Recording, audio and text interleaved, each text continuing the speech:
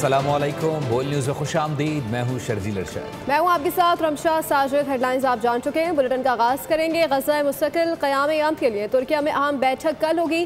पाकिस्तान समेत 8 ममालिक शरीक होंगे। नायब वज़ीर-ए-आज़म इसहाक डार कल इस्तांबुल जाएंगे। इजलास में गज़ा में इस्तेहकाम फोर्स की तैनाती और सीज़फायर के अगले मरहले पर गौर किया जाएगा। तर्जुमान दफ्तर खारजा के मुताबिक पाकिस्तान जंगबंदी के मुकम्मल नफाज मकबूजा फ़लस्तीनी इलाकों से इजरायली इनखला पर जोर देगा। फ़लस्तीनियों की बहाली और गज़ा की तामीर नौ पर जोर दिया जाएगा। गज़ा में बिला रोक टोक इमदाद फराहम की जाए, जबकि पाकिस्तान फ़लस्तीनी अवाम के हक़ खुद इरादियत, अमन और इंसाफ की बहाली के लिए किरदार जारी रखेगा। फ़लस्तीनी रियासत, जिसका दारुल-हुकूमत अल-कुद्स शरीफ और 1967 से पहले वाली सरहदों के मुताबिक हो। तर्जुमान दफ्तर खारजा का कहना है कि आज़ाद, काबिल अमल और जोग्राफियाई तौर पर मुस्तहकम फ़लस्तीनी रियासत का क़याम ही देर पा अमन की ज़मानत है। जौहरी तनसीबात दोबारा तामीर की जाएंगी और पहले से ज़्यादा मजबूत बनाई जाएंगी। ईरानी सदर मसूद पज़ेश्कियान का बड़ा ऐलान। ईरान के एटमी तवानाई इदारे के दौरे के दौरान मसूद पज़ेश्कियान का कहना था कि ईरान जौहरी हथियार हासिल करने का ख्वाह नहीं। ईरानी हुकूमत के तर्जुमान ने तस्दीक की है कि ईरान को अपने जौहरी प्रोग्राम पर मुज़ाकरात की बहाली का पैगाम मौसूल हुआ है। ईरान का एटमी प्रोग्राम पुरअमन मकासद के लिए है और मुल्क अपने साइंस और टेक्नोलॉजी के हक़ से दस्तबरदार नहीं होगा।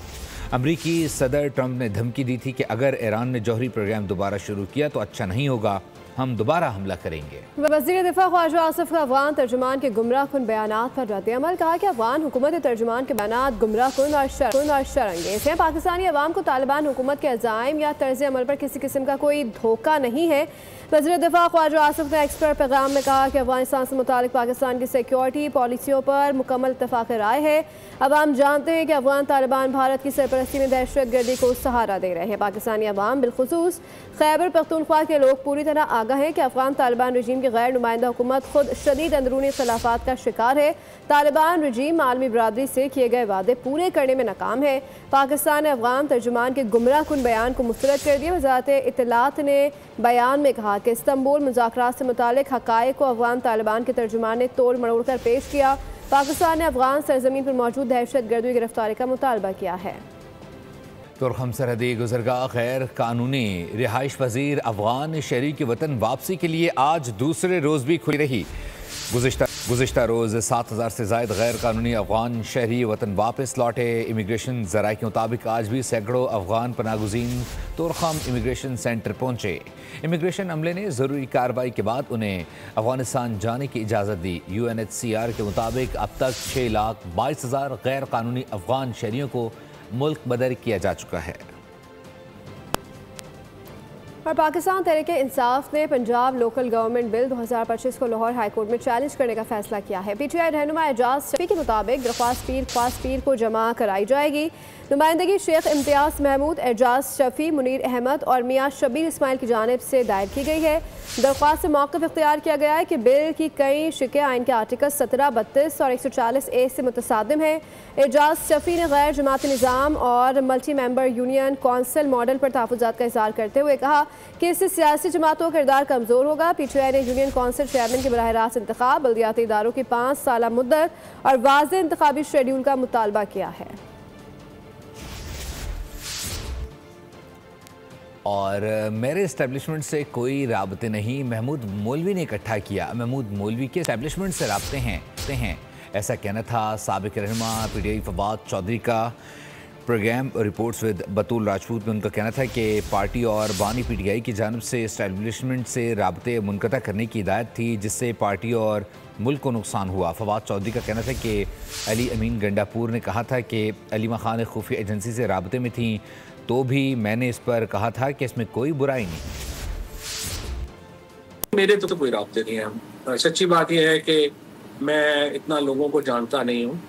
जो महमूद मौलवी साहब हैं उनके डेफिनेटली राब्ते हैं और वो अपनी कोशिश उसमें करते हैं। मेरा बार नहीं रहा, तो ये पॉजिटिव शुरुआत है ना।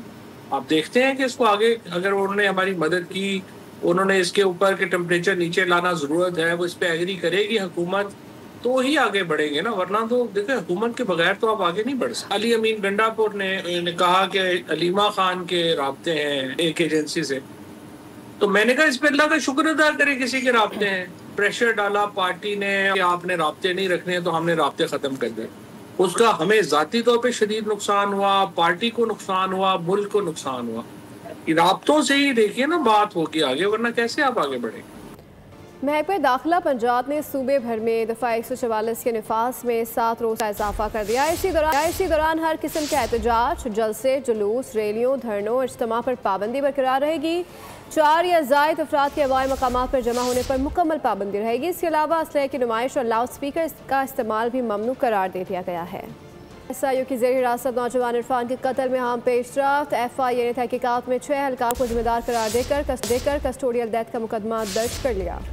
मुल्जिम आबिद शाह और आसिफ ज़ेर हिरासत हैं, जबकि 4 मफरूर मुल्जिमान की तलाश जारी है। रिपोर्ट में इंकशाफ हुआ है कि एहलकारों की ज़ेर हिरासत शहरी इरफान तशद्दुद से हलाक हुआ।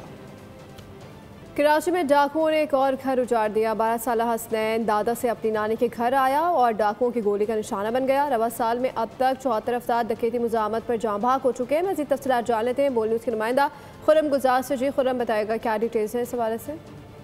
जी बिल्कुल, सुपर हाईवे सच्चल मोड़ के करीब एक अफसोसनाक वाक़या रिपोर्ट हुआ, जिसमें 12 साल बच्चा डकैती मज़ाहमत के दौरान डाकुओं की फायरिंग से जाँ भाग हुआ है।